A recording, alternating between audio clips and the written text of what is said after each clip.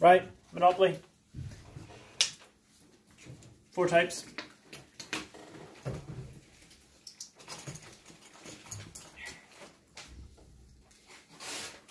Right, all down, right what they are.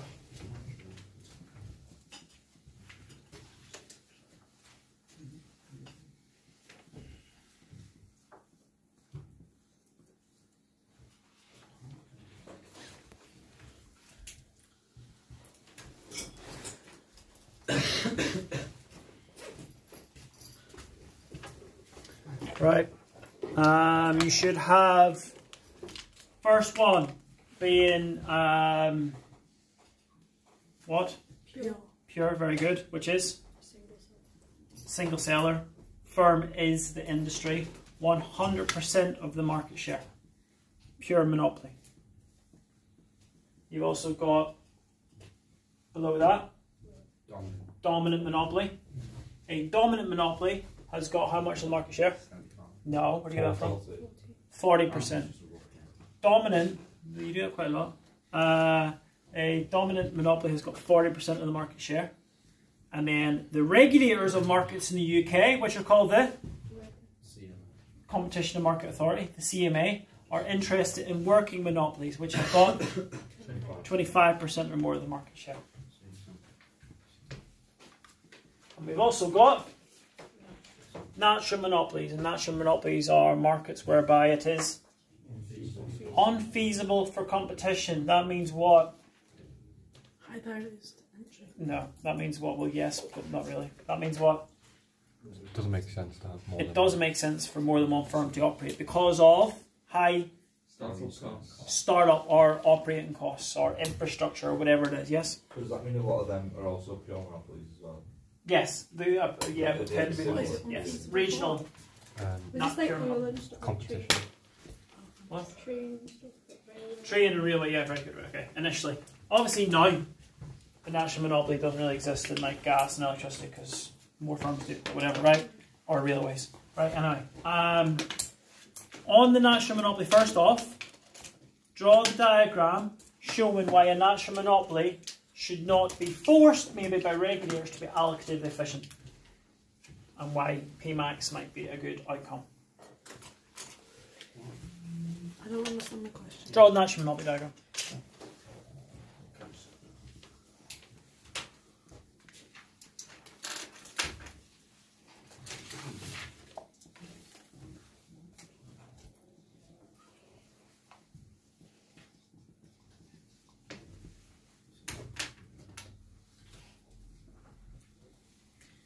The whole point of a natural monopoly is that the output required to be productively efficient is really, really high.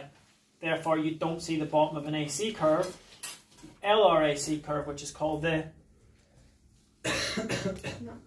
MES, the minimum efficient scale, your economies of scale diagram.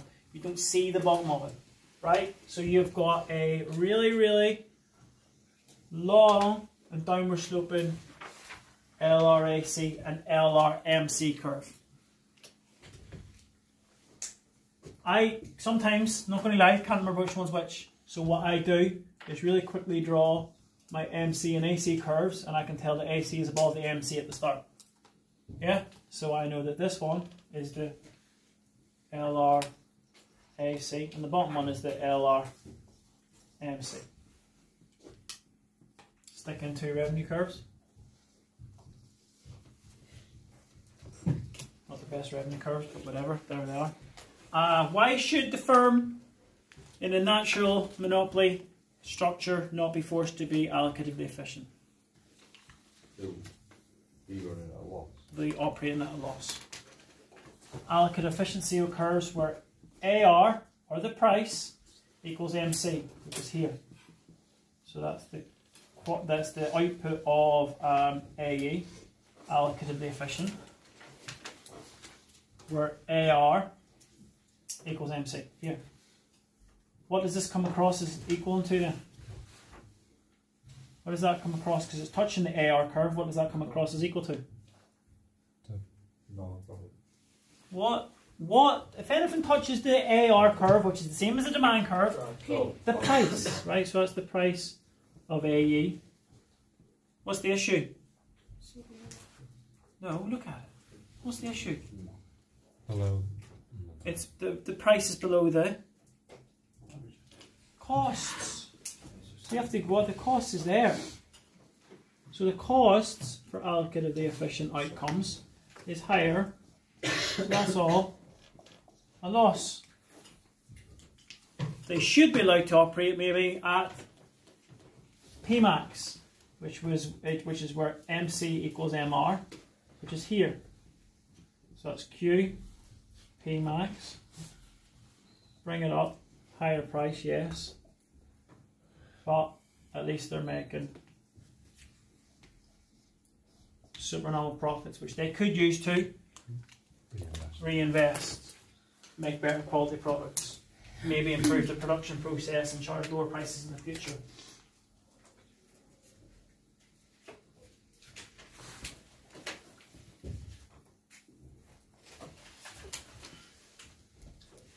Right, now it's your monopoly. Ticked it off, done. Okay, unfeasible for competition. One firm should do it because you never see the bottom of the LRAC curve, because the output that's required is way over here. So the output is so big for cost to be minimised that one firm should just do it. Let's go with a little bit of assumptions about monopolies then. The other three monopolies. You have to sort of tailor these between pure and the other two. So, go on then. What's the assumptions about monopolies? Go. So they have single perfect knowledge. What? Right, whoa. Right, one at a time here, please. Single seller. Right, so if it's a pure monopoly, there's a single seller. If it's a working monopoly, there might be a few large sellers, okay, and many buyers. So that's the first assumption. If it's a pure monopoly, it's a single seller. Okay, if it's a working monopoly, there might be a few, to be fair, large firms that dominate the market. Next assumption is that they are price makers. A price maker comes from the monopoly having all the power. Monopoly power, which is the ability to set prices. They can dictate what price they charge, what output they charge, where they operate at.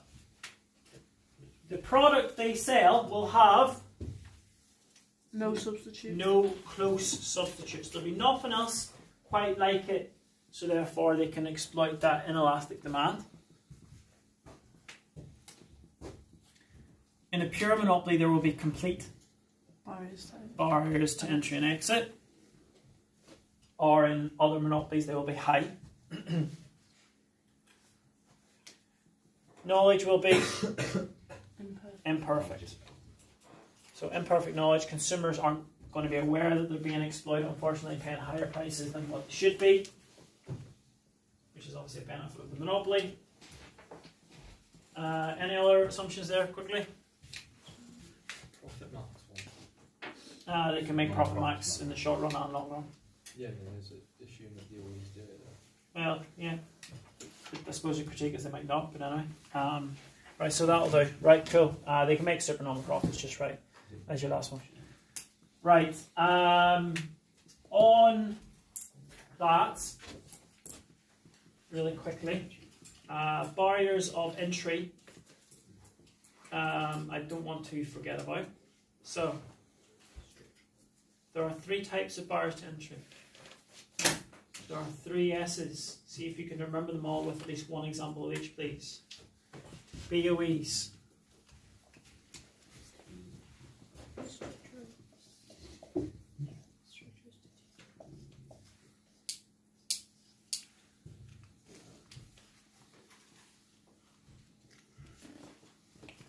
First S.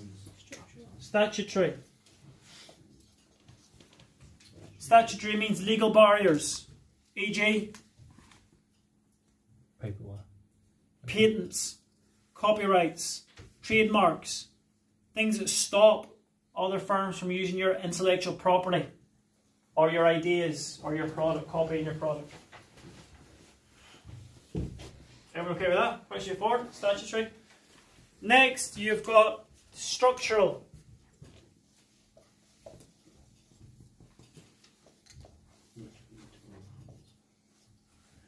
There's two main ways you can have structural economies of scale.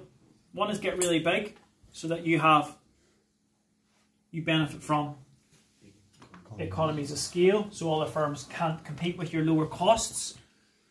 And the other one is, anyone? Integration. If you integrate, you backwards vertically integrate, that means you will own the the raw materials, whatever it is you're producing. So what does that limit? Competition. Competition. People can't come in and get it if you own it. Like the gas and electricity market. If you don't produce the gas, you can't sell it, you can't access it. And then the last one, there's kind of two, HCAS have got two names for this one. I used to always just call this one strategic, okay? But they classify behavioural as this one as well. So either of these mean the same sort of thing. What behavioural or strategic barriers have you got? Qualification. Predatory prices. Limit or predatory pricing, very good. What does that mean? What's the difference between the two, Theo? Predatory is lowering prices so that it Like cuts off competition, kills off competition. kills off. Predatory kills. You lower your prices to possibly a loss-making position. Other firms can't do that. You sort of suffocate them and they leave the industry. You kill off your competition. Limit pricing is reducing your price so much so that it restricts new firms being incentivized to join the market. It limits your competition. What was that one for? Limit. No. What was the name of it? Limit pricing. Strategic.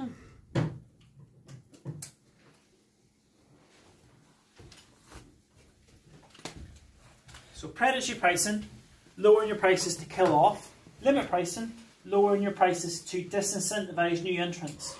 On that point, okay? On that point, I'm going to do a little curveball here. Limit pricing is something a firm would do if a market, it can be a monopoly, it can be an oligopoly, is what? The thing I told you, you messed up in your answer. No. Contestable, right? You have to understand what a contestable market is. Contestable markets is a very good AO4 mark, right? So basically, in a minute we're going to look at the advantages and disadvantages of monopoly. Disadvantages of monopoly are pretty straightforward, but you can reverse that, right? Obviously one of the big disadvantages of monopoly is they charge high prices, right? We know that, right? But you can put in your evaluation, if the market is contestable, if there's a degree of contestability, which means there's a threat that new firms can enter the market, what does that make the firms in the market act like? More competitively, more efficiently, basically lower their price and profit so that it does not Colton, don't leave me here, mate. You've literally just, I went high five and you just walked past me now, like, you done that? So that new firms, Don't want to join on. exactly, thank you. Can you repeat it? Yeah. Wait, a contestable market is one of the competition. I'll go over it, it'll come up again in a second. It will come up again in a second. I just, whenever it's there in my head, you can watch this back and listen to it again. Right, anyway. And then the other one is for strategic or behavioural is product differentiation.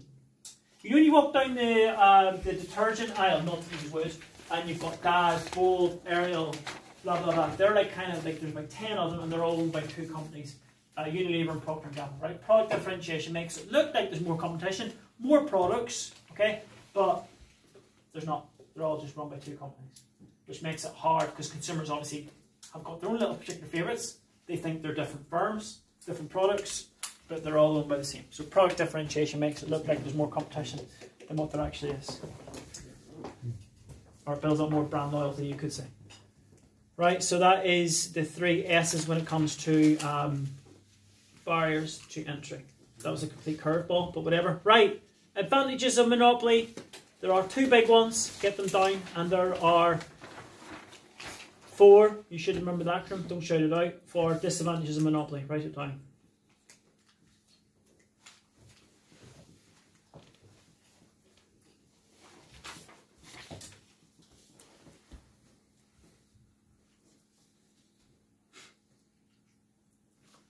I'm going to do 4 and 4, okay? 4 advantages of a monopoly. 2 are very easy. 2 you have got to know. 2 are more AO4 points. And there's definitely 4 disadvantages of a monopoly.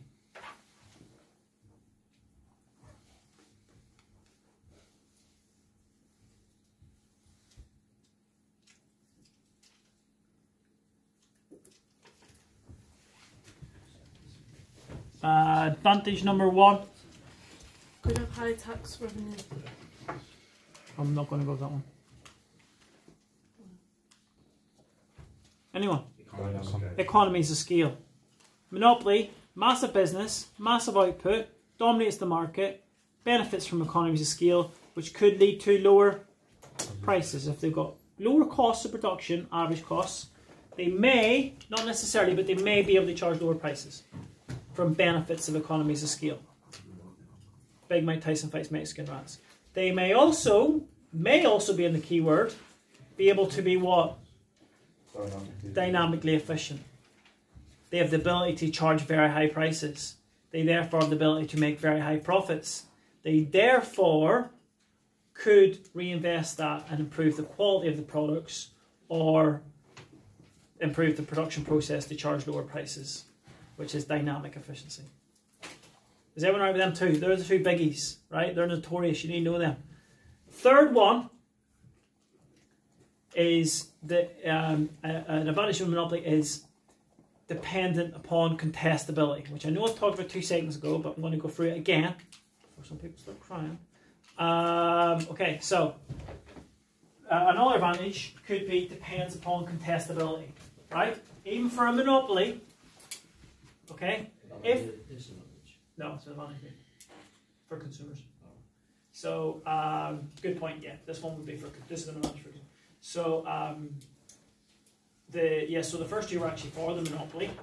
Good point there for that. This one is an advantage for consumers because any market structure can be contestable, right? Contestability literally just means the threat of new firms joining the market.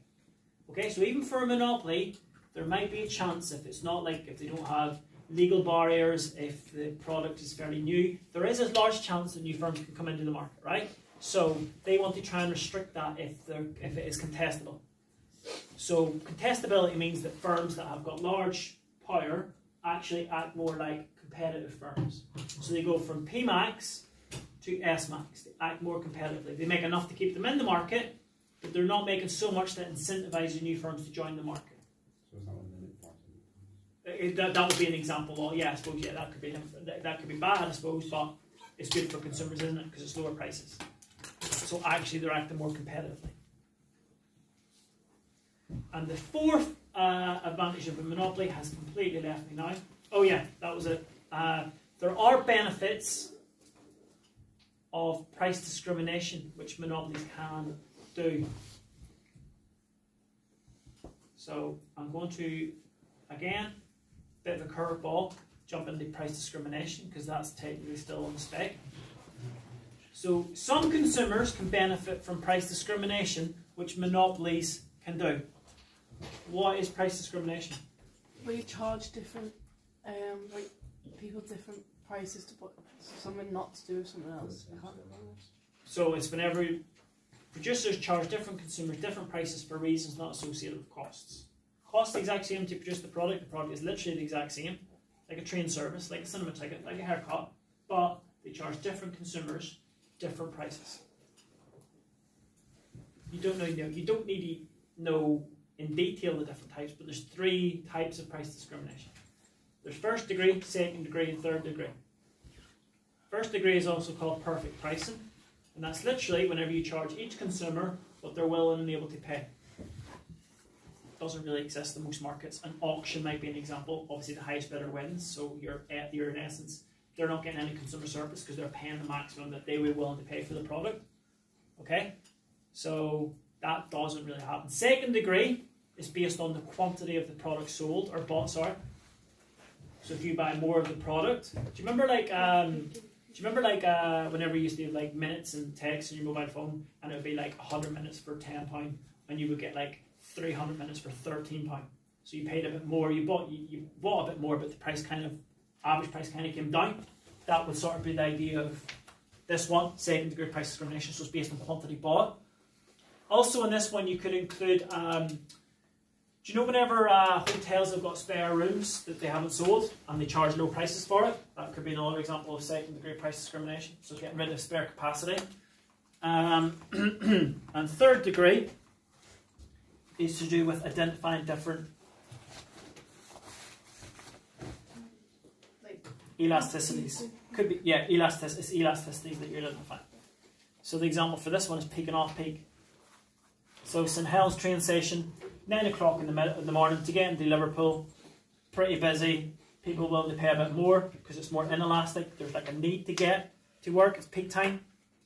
9 o'clock at night, a couple of old people waiting for a train to get back home, not as much demand, off peak, elastic.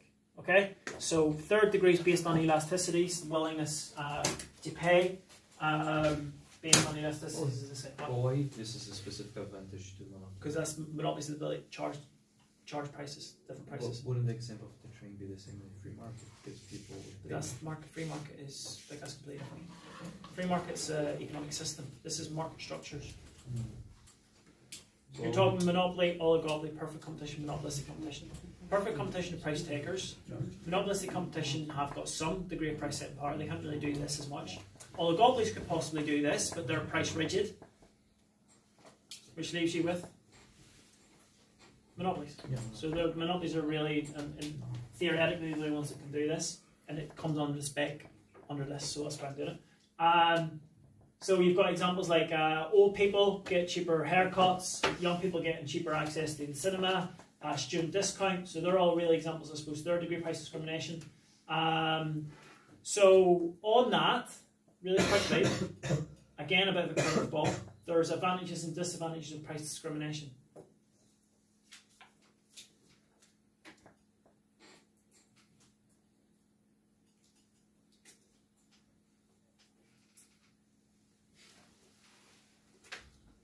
See if you can get at least 2 for each one.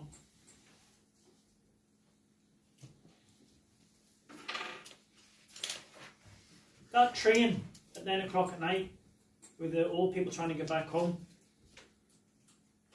what's that service probably making with 2 people on it? A loss. So how can that service be a benefit, and why is it a benefit? Is it peak times make up for like the lack of... Right, what's it called? I need a word. Cross-subsidising. Cross-subsidising. So an advantage is cross-subsidising. Whenever a firm can take money from the profit-making service and run loss-making services. And the reason they run loss-making services is still, it consolidates that monopoly power. It kind of like still benefits them consumers, but also it's a good thing. So that would be cross-subsidising. So they run services that benefits consumers, even though the company's making a loss. The other one is some people, like OAP, students, young people, might not be able to access the product at the original price. So it allows some people to access products that they previously, largely based on income, wouldn't be able to afford. And then finally, you've got one other one. Anyone? Very good. So for businesses themselves, it's benefit. For the monopoly, more revenue as they use up spare capacity.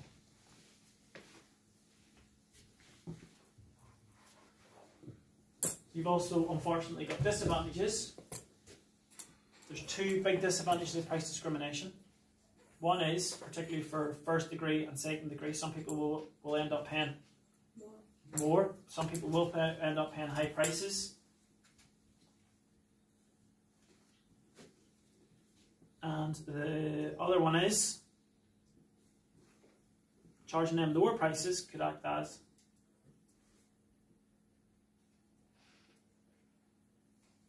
barrier, so it could actually be classified as limit pricing. If you're getting discounts, if you're giving student discount, if you're giving, whatever other things you're doing, it could actually like get rid of your excess capacity. It could be seen as limit pricing. It could restrict competition. That's price discrimination. Bit of a curveball, but you've also got in that you can see why monopolies doing that can have advantages and disadvantages. I classified it as an advantage because of cross-subsidising, accessing the service. For some monopolies, not all, you have to be careful. And also for the different prices Okay, so some people can access it. So there were your 4 advantages of monopoly. How do you remember your 4 disadvantages of monopoly? Spew. Service. Why is the service bad? Lack of competition. There's no competition. There's no incentive to get better. So you've got per service. P is going to be high. What's P? Price. There's no close substitute. There's inelastic demand. They're price makers. They've got monopoly power. E, they're not going to be efficient. They're not going to be allocatively efficient. They're not going to be productively efficient. Efficiencies is a big thing to talk about in market structures. And then the W, welfare, obviously with the prices, consumer welfare is diminished. It's also regressive. People on lower incomes, if it's a monopoly for things like food, travel, will end up paying a greater proportion of their income on it. So that's quite a good one to note down as well, welfare. It's regressive. Is welfare the same as surplus? Yeah, kind of. Anyway. Cool. Advantages, disadvantages of monopoly. Cool. Is that everything from monopoly? Bring up the spec.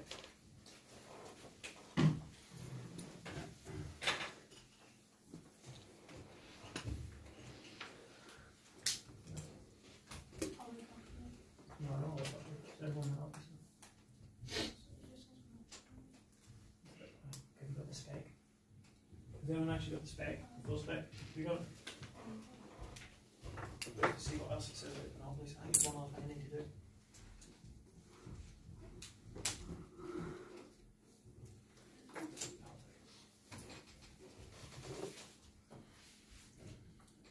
So, monopoly. Define monopoly, explain the person one assumptions, compare short and long run, explain the value of potential cost benefits, price discrimination, lack of contestability. Efficiency against benefits from skin and toy. See the benefits? Yeah, cool. Not quite nice. Right, that's that. Good done. Good job.